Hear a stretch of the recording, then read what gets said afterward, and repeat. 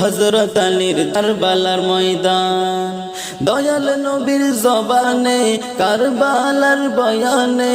আমাদের রাসূল শহীদ হবেন হাদিসে প্রমাণ সবুজের সেই পোশাকে কারবালার শান লাল সবুজের সেই পোশাকে কারবালার শান ইমাম হোসেন শহীদ হলেন কারবালার ময়দান কারবালার ময়দান ইমাম হোসেন শহীদ হলেন কারবালার ময়দান